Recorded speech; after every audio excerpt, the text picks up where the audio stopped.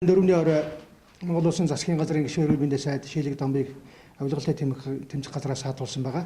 За энэ талаар одоохондоо бол авилгалтай тэмцэх газраас мэдээлэл хийв байгаа. Харин өнөөдөр засгийн газрын гишүүн эрүүл мэндийн сайд Шилэг Дом Монгол Улсын ерөнхий сайд хандаж өргөдөл гаргасан байна. За дараагийн өргөдөлтөө авилгалтай тэмцэх газрын байцаагчид одоо над эрүүгийн тусгай ангаар хэрэг үүсгэж намайг одоо бусдаас их хэмжээний мөнгө авсан мэтэр тулган байцаасан. За тухайн үед миний өрөөнд одоо хувийн зорилгоор өөрийн олон жилийн танил нөхрөөс зээлсэн мөнгийг хадгалж байсан. Энийг бол одоо би хувийнхаа хэрэгцээнд зарцуулахаар төлөвлөж байсан юм а. Гэтэл одоо би тэгээд ямар нэгэн гэмтэр хийгээгүй.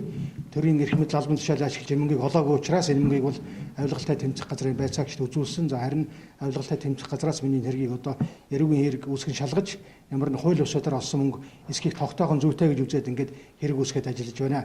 Тэгэхээр Монгол Улсын одоо эрүүл мэндийн салбарын өдөр шөнөгүй одоо ажилдаг олон мянган эмч совилогчдынхаа нэр хүндийг сэвтээхүйг би бас хичээж байна. За дээр нь одоо энэ шалгаж байгаа үйл явц бол бас улс төрийн нөхцөл байдлаар шалтгаалж багагүй хугацаа авах юм нөхцөл байдал үүсэж байна. Тийм учраас энэ бол одоо ер нь тэгээд Монгол Улсын сайдхан өрөөндөө мөнгө хадгалж байсан бас магадгүй нийгмийн зарим хэсэгт бол эргэлзээ төрүүлж байна. Энэ нь төр ардамнууд төрөөс төрд итгэх ардамны итгэлийг бууруулах магадгүй одоо засгийн газрын тогтвортой байдалд нөлөөлж тогтворгүй байдлыг үүсгэх юм нөхцөл байдал үүсгэж болзошгүй учраас би өөрийнхөө хүсэлтээр Монгол Улсын засгийн газрын гишүүн эрүүл мэндийн сайдын өргөт ажлаас чөлөөлөх хүсэлтээ гаргаж байна. Та бүхэн хүсэлтийг хүлээж авна уу?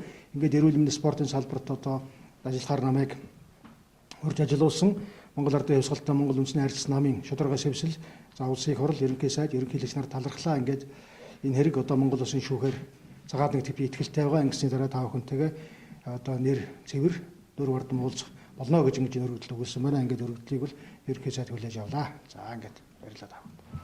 Асуулт байгаа юм. Одоо ингээд ерөнхийдөө бол засгийн газрын гишүүнийг бол Монгол Ардын Хувьсгалтай Монгол Үндэсний харилцаа намаас кодтой байгаа учраас тэр салбараас хүнийг нэрийн дэвшүүлэх байгаа 7 хоногоос ингээд энэ асуудлыг бол зохих процедурын дагуу хэлсэн.